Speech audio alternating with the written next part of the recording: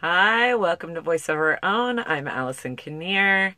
It is Wednesday night, which means it is time for late night snack. And for those of you who are new to late night snack, it is a time where I talk about parenting and self-care and just life, the stuff that life brings us. Tonight, I wanted to talk about, there's been some high profile deaths in our American culture and society, and even global society with Kate Spade and Anthony Bourdain. And a friend of mine texted me a question just saying, like it's hard to understand, right? How can people be blessed and yet so depressed? So thank you to Mike for for asking that question. I don't know if I'm going to have the answer, but I have a perspective that I want to share around what it means to be blessed yet depressed. Uh, the thing that there's a few things that occur to me. One is that we're all blessed.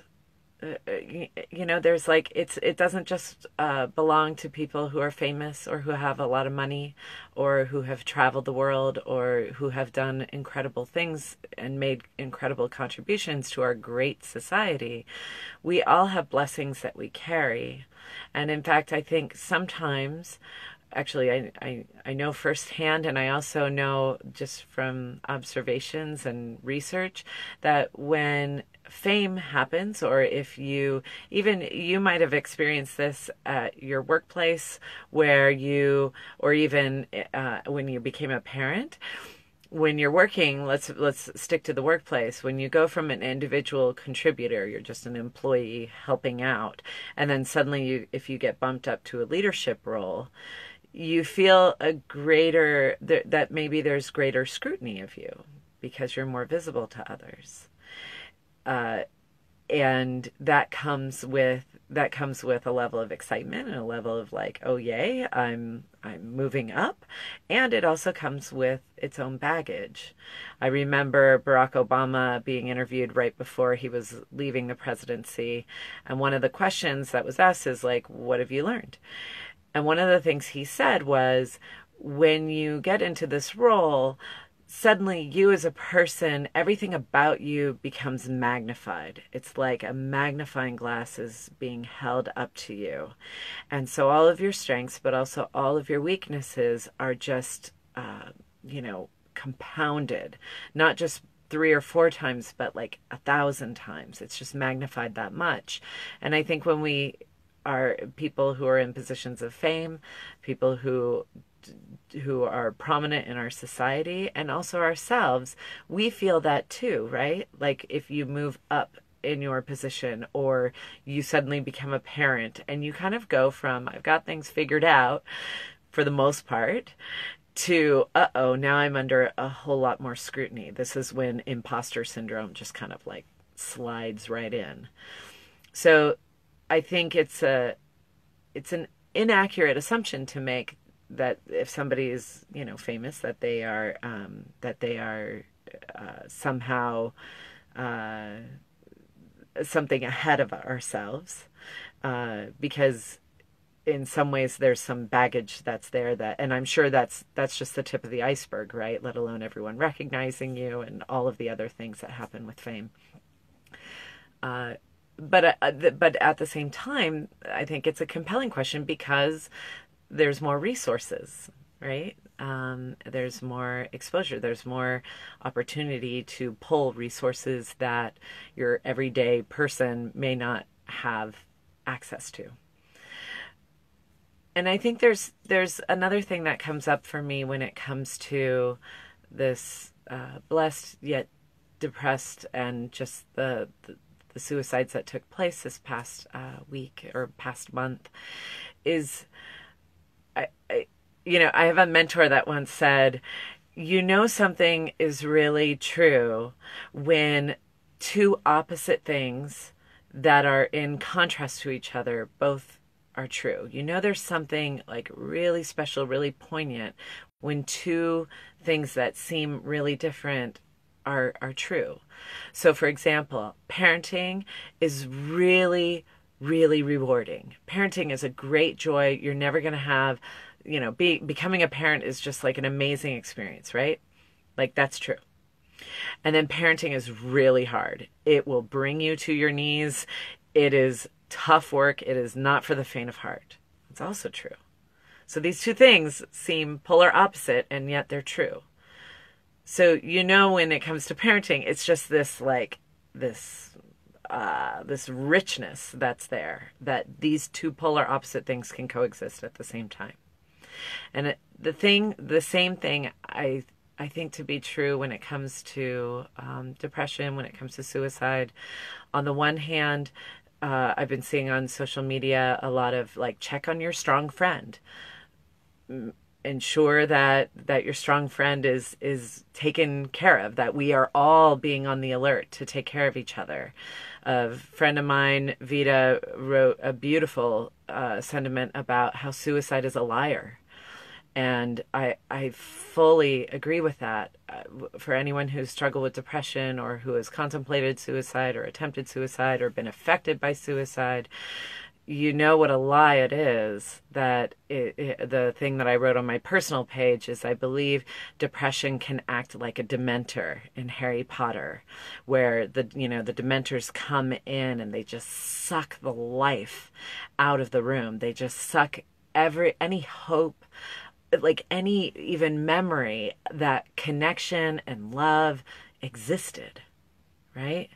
And so it's a lie, because that connection and that love does exist.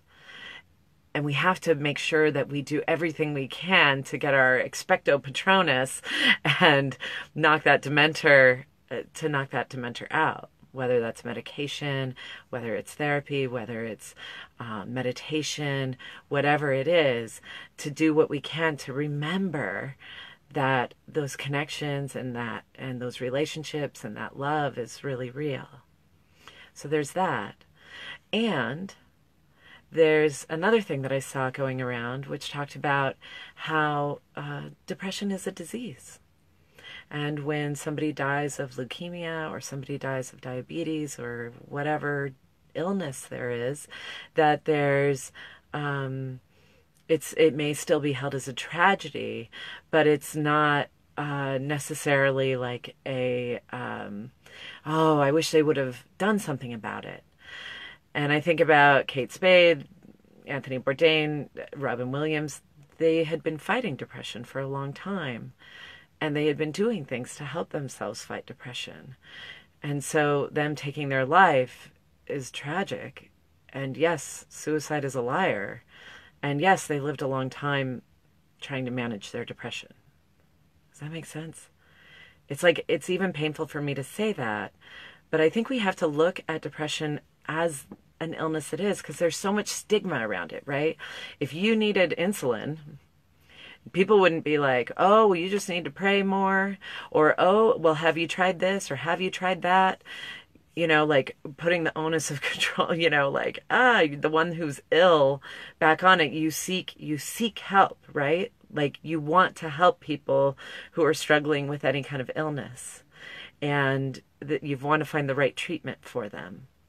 And when you are depressed, I think the tricky part is it affects your mind, and so you may not always be perceiving the world clearly. And this is where our community comes in to provide that support. And if you're depressed, it's hard to receive that support.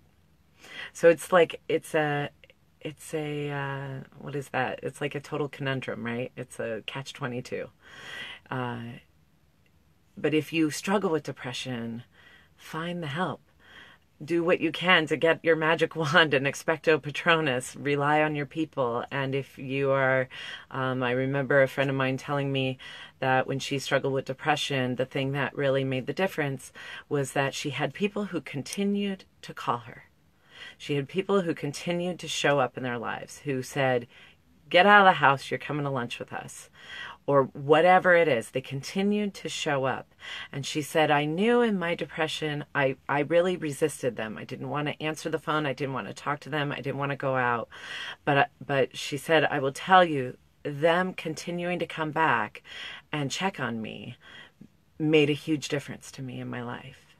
So if you are somebody who is supporting someone who's depressed, just don't give up, to continue to provide that support, to help them get to the other side. It's something that, one of the things I said in my personal page, Facebook page, was we always say, like, oh, take care of yourself, or, oh, don't forget to take care of each other. It's it's a thing. Oh, take care.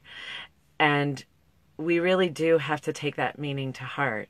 How do we find ways to take care of ourselves? How do we find ways to take care of any illnesses that we have, or any ways of being that we're in if we're feeling stuck? How do we take care of ourselves? And how do we as a community help take care of each other? Right? This is a responsibility that doesn't only lie on the one person. It does significantly, and it also relies on the strength of the community. And today, I feel like in our day and age, we have this gap of empathy for each other. We're really losing that as a society, how to be empathic towards each other. So start with the people you're close to. Check in, and do your work also to keep yourself out of the despair. Once you're in the despair, it can be a hard road to get yourself out, and you can get yourself out. That's the great news. And at the same time, doing what we can to avoid some of those darker places, or experiencing those darker places with the proper support, is going to be really important. So it was a big topic.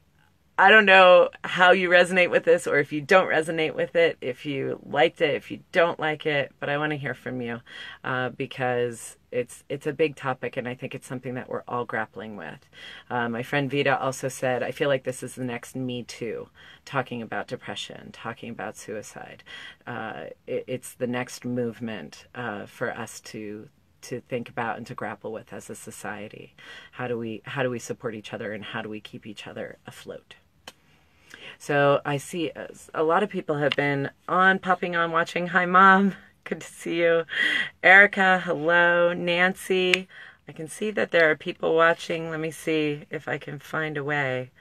I don't know. That's all I can see right now. So, but I'm sure it looks like there's more people watching. I just can't tell who it is.